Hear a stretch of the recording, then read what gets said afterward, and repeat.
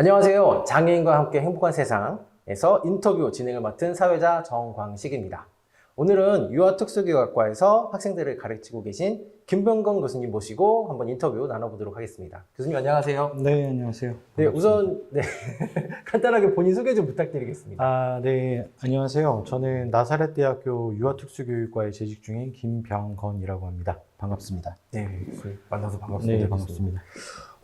정말 이제 많은 학과들 중에 우선은 유아특수교육학과를 선택하신 계기도 있으실 것 같아요, 교수님. 네, 저희 어머니께서 우리나라에서 최초로 장애유아 통합교육을 하셨어요. 제가 이제 중학교, 고등학교 때인데 아무래도 이제 부모님의 영향을 좀 많이 받은 것 같아요.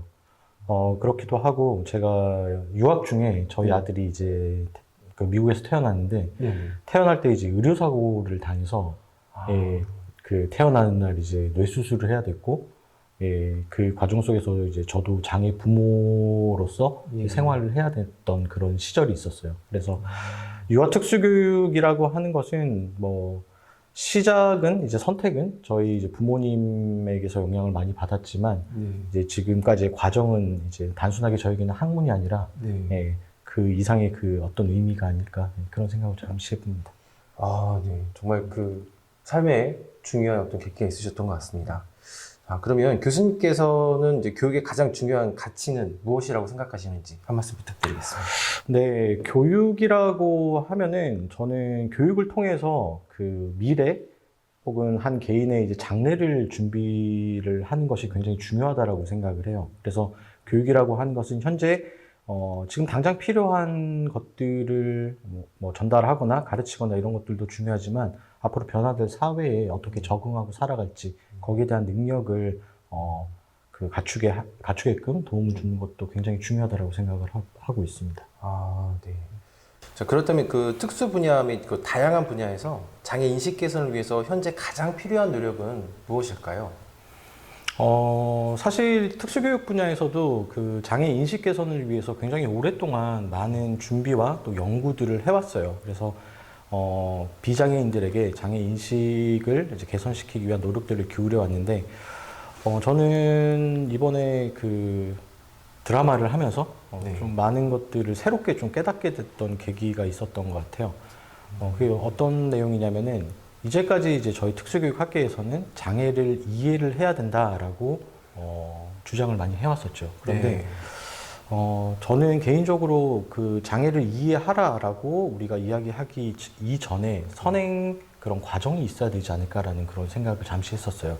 그게 뭐냐면은 이해를 하기 위해서는 먼저 그 좋아하게 되고 좋아하게 되면 이제 관심을 갖게 되고 또 관심을 갖게 되면 자연스럽게 이해를 하는 그런 과정으로 진행이 되지 않을까라는 그런 생각을 하게 되었는데 이제까지는 그 이해하는 이 앞 단계 좋아하고 관심을 갖게 되고 그 두 단계가 조금 빠져 있지 않았나라는 그런 고민을 잠시 했었습니다. 그래서 앞으로는 우리가 장애를 물론 이해를 하라라고 이야기를 하는 것은 굉장히 중요하지만 이해하기 이전에 이해할 수 있도록 그런 기회라든지 뭐 그런 것들을 많이 만들어낼 수 있다라면은 훨씬 더 시너지 효과를 얻을 수 있지 않을까 그렇게 생각을 하고 있습니다. 네, 교수님 그러면 그 댓글 보면서 많은 것을 좀 느끼신 것 같은데요. 그러면 이런 미디어가 그 장애 인식하고의 어떤 연관성, 상호 영향 이런 것들은 좀 어떤 게 있을까요, 교수님? 네, 저도 작년에 되게 좀 특이한 경험을 했었어요. 사실 뭐 드라마 댓글이라든지 이런 것들은 뭐 전혀 제 인생 살면서 살펴본 적이 없는데 작년에 이제 그 우영우에 대한 댓글을 조금 살펴보게 됐는데 아까 말씀드린 것처럼 그 사람들이 이제 드라마를 혹은 우영우라는 캐릭터를 좋아하게 되면서 자폐에 대해서 관심이 생긴다. 그리고 앞으로 이렇게 행동을 하면 되겠구나라고 혹은 이래서 자폐를 가진 사람들이 이렇게 행동을 하는구나라고 뭐 이해를 하겠다라는 댓글들을 굉장히 좀 많이 봤었습니다. 그런 것들을 보면서 이제 미디어라고 하는 것들이 생각보다 우리 사회에 지금 이제 주제로 좀 줄여서 말하면 장애 인식 개선에 굉장히 많은 공헌을 할 수 있겠구나라는 그런 생각을 하게 됐어요. 그래서 좀 관심을 갖고 찾아보다 보니까 유엔에서도 오래전에 이미 그 미디어의 역할을 이야기를 했더라고요. 그래서 유엔에서도 추천을 하는 것이 뭐냐면은 미디어 컨텐츠가 장애인 인식 개선에 도움을 줘야 된다라고 권고사항으로 나와 있었습니다. 그런 것들을 이제 종합을 해보면은 미디어도 장애인 인식 개선에 굉장히 큰 역할을 할 수 있지 않을까라는 그런 생각을 하고 있고요. 그다음에 앞으로 이제 미디어 컨텐츠를 제작을 하시거나 또 소비를 하실 우리 그 시청자, 그 비장애인 시청자분들께서도 그 미디어를 통해서 좀 더 뭐 포장되거나 과장되거나 이런 것이 아닌 중립적인 그런 컨텐츠들을 그 만들고 또 소비하고 그렇게 하다 보면은 이제 장애에 대한 편견도 조금씩 줄어들 수 있지 않을까라는 그런 생각을 해요.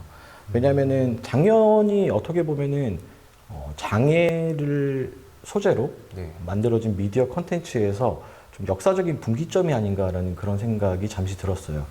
그래서 작년에 보면은 대작들이 많이 나왔죠. 뭐 우리들의 블루스라든지 이상한 변호사 우영우라든지 이런 드라마들이 나와서 시청자분들 또 비장애인 분들이 굉장히 장애에 대해서 많은 관심을 갖게 되었는데요. 그 이전에 보면은 사실 그 미디어에서 재현된 장애의 모습들은 좀 부정적인 것들이 많고 어떻게 보면 조금 그 미디어 컨텐츠를 위해서 장애를 조금 부정적으로 표현하는 것들이 조금 있었던 것 같아요. 맞아요, 맞습니다. 그로 인해서 이제 그런 미디어를 소비를 하는 그 비장애인 분들이 조금 장애에 대해서 편견을 가지게 된 것은 아닌가라는 그런 생각을 조금 하게 되었는데, 앞으로는 그 미디어 컨텐츠에서도 이런 부분들을 좀 잘 고려를 해서 좋은 작품들이 또 많이 나온다라면은 시청자분들이 또 비장애인 분들이 아까 말씀드린 것처럼 자연스럽게 또 장애를 이해하고 받아들이고 그렇게 할 수 있지 않을까라고 생각을 합니다. 그 마지막으로 이제 이 영상을 보고 계신 많은 분들이 그 장애를 어떻게 인식하고 행동하면 좋을까요? 장애를 너무 특별하게 보지는 않았으면 좋겠어요. 장애를 갖고 있다라고 해서 너무 뭐 불편할 것이다, 단점만 있을 것이다 라는 그런 오해 혹은 편견들을 좀 많이 갖고 계신 것 같아요. 물론 장애를 갖고 있다라고 하는 것은 그 장애로 인해서 뭐 여러 가지 생활이나 이런 측면에서 불편함이 있는 건 사실입니다. 그럼에도 불구하고 장애가 단점만 있는 것은 아니거든요. 우영우 드라마에서도 나왔지만 그 우영우라는 캐릭터가 자폐를 가지고 있지만 그 자폐 이외에는 굉장히 많은 장점들을 가지고 있는 것을 우리가 드라마를 통해서 시청을 하고 또 알 수가 있었죠.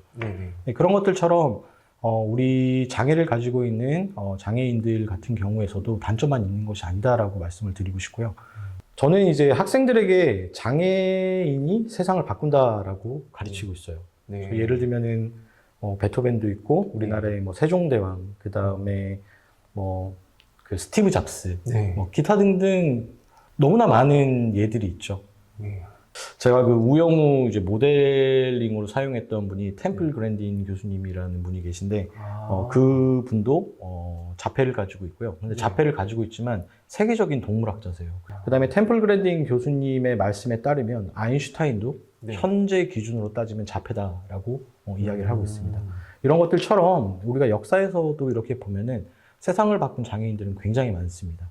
그래서 우리가 장애를 바라볼 때 이분들은 꼭 도움만 필요하다라는 존재로 한정 짓지 말고 이분들로 인해서 지금 우리가 살아가는 세상도 변화할 수가 있거든요. 그래서 그런 부분들을 좀 생각을 하시고 계셨으면 좋겠고, 그다음에 마지막으로 드리고 싶은 말씀은 장애인들을 배려하는 차원에서 좀 행동을 해주시면 어떨까라는 그런 생각을 합니다. 이 의미가 뭐냐면은 사실 우리가 장애가 있다라고 하면은 힘들 것 같아, 불쌍해, 그래서 도와줘야지 라고 하는 동정의 시선에서 이렇게 접근을 하는 경우가 되게 많아요. 많습니다.